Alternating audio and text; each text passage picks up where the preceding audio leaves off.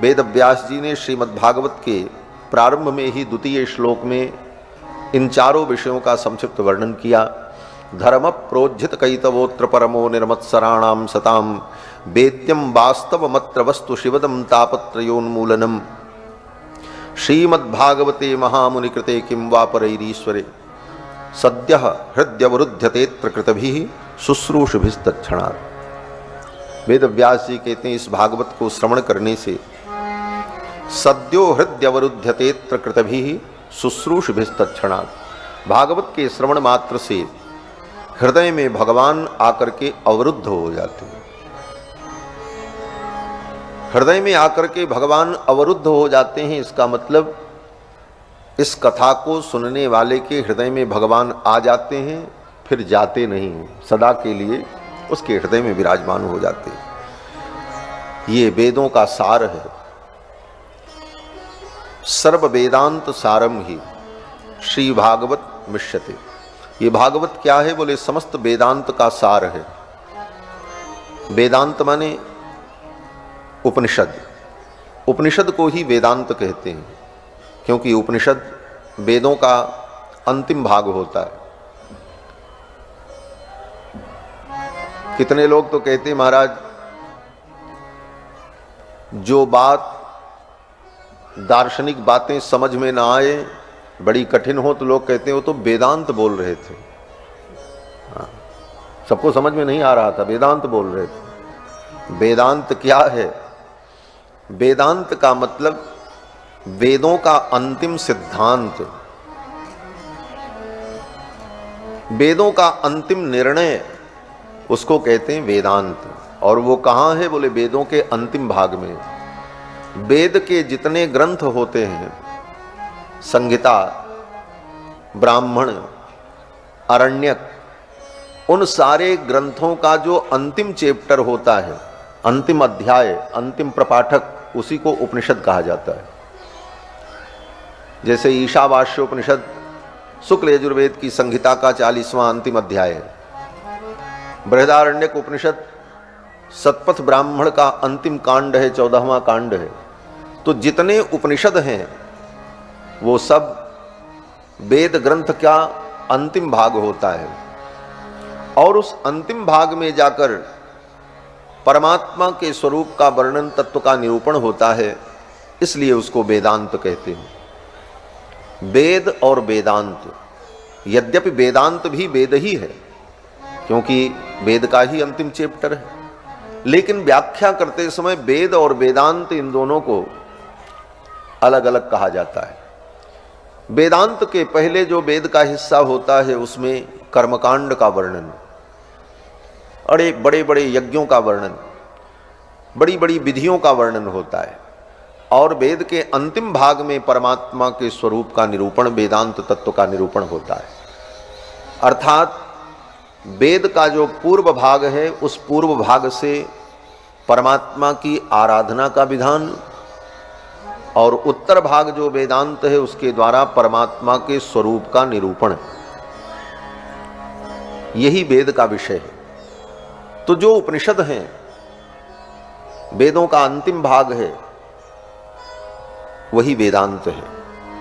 लेकिन उस वेदांत में जो ब्रह्म परमात्मा का वर्णन है, कई प्रकार से और अलग अलग ढंग से कहा गया है।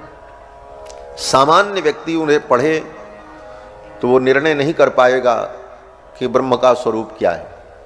कहीं पर वेदांत में कहा गया निर्गुणम निष्क्रियम निरंजनम, वह परमात्मा निर्गुण है, निष्क्रिय है, निरंजन है।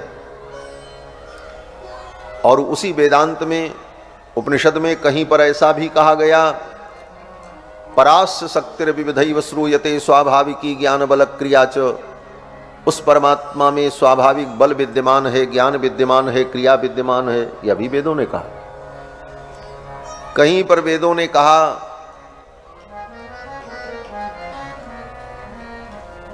वह परमात्मा, वह ब्रह्म और ये जीव दोनों एक ही हैं, अलग अलग नहीं है। तत्त्वमसि, हे श्वेत केतो तत्त्वमसि। गुरु उपदेश देते हैं अपने शिष्य को कि हे श्वेत केतु तत्त्वमसि, वो तत्ब्रह्म जो है वो तुम ही हो, तुम में और उसमें कोई अंतर नहीं।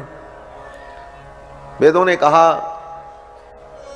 अयम आत्मा ब्रह्म, ये आत्मा ही ब्रह्म है। लेकिन फिर उसी उपनिषद में यह भी कहा गया द्वासुपर्णा सयुजा सखाया समानम वृक्षम परिसस्व जाते, ब्रह्म और जीव दोनों अलग अलग हैं और दोनों मित्र हैं और एक ही वृक्ष पर दोनों बैठे हुए पक्षी के समान हैं। और वृक्ष क्या है? बोले माया का वृक्ष है। जीव रूपी जो पक्षी है वो माया के फल को खाने में लगा है और ब्रह्म रूपी पक्षी जो है वो बिना कुछ खाए ही परमानंद में निमग्न है। अनशनन् अभिचाकशीति। कहीं पर वेदों में कहा गया एष आत्मा विभु, ये आत्मा विभु है। और कहीं पर वेद में उपनिषद में कहा गया एषो आत्मा अणु, ये आत्मा अणु है, अत्यंत सूक्ष्म है। कितनी सूक्ष्म है? तो कहा बालाग्र शतभागस्य शतधा कल्पितस्य च भागो जीवस्य विज्ञेयः। बाल की नोक को लेकर उस बाल की नोक के 100 टुकड़े करो, फिर एक टुकड़े का 100 टुकड़े करो, जितना सूक्ष्म हो उतनी सूक्ष्म ये आत्मा है, ये वेदों ने कहा। इस प्रकार की जो परस्पर देखने में और सुनने में विरुद्ध प्रतीति है, इसका निराकरण करके वेदांत तत्व का निर्णय करना, वेदांत का सिद्धांत क्या है ये समझना कितना कठिन है। अब आप सोचो, वेदांत के उपनिषद के इन वाक्यों का समन्वय करना कितना कठिन होगा सामान्य व्यक्ति के लिए। यहां पर ऐसा कहा गया, यहां पर ऐसा कहा गया, और किसी भी एक बात का आप खंडन नहीं कर सकते। उसको अस्वीकार करेंगे तब भी गड़बड़ हो जाएगा। क्यों? बोले सिद्धांत है, जो वेद को स्वीकार नहीं करता वो नास्तिक होता है। आप जान लो आज नास्तिक और आस्तिक की परिभाषा क्या है। सामान्य व्यक्ति यही जानता है नास्तिक का मतलब जो भगवान को न माने वो नास्तिक, और जो परमात्मा को भगवान को माने वो आस्तिक। यही नास्तिक आस्तिक की परिभाषा लोग समझते हैं, लेकिन ये नास्तिक आस्तिक की परिभाषा नहीं है। नोट कर लेना, नास्तिक आस्तिक की परिभाषा हमारे सनातन धर्म में ये है कि जो वेद को प्रमाण मानता है वो आस्तिक, और जो वेद को प्रमाण नहीं मानता वो नास्तिक। भगवान को मानो न मानो वो बाद की बात है, वेद को मानना जरूरी है। श्री मनु जी महाराज मनु स्मृति में कहते हैं नास्तिको वेद निंदकः। नास्तिक कौन है? बोले जो वेद की निंदा करता है, जो वेद को प्रमाण नहीं मानता वो व्यक्ति नास्तिक है, और जो वेद को प्रमाण मानता है वो आस्तिक है। वो भगवान को माने न माने, अगर वेद को मान रहा है तो वो आस्तिक है और उसे आस्तिक ही कहा जाएगा। तो वेद के किसी वाक्य को अगर आप न मानो तो नास्तिकता हो जाएगी। इसलिए उपनिषद के उन सभी वाक्यों का समन्वय करना पड़ेगा, किसी भी वाक्य को छोड़ना नहीं है।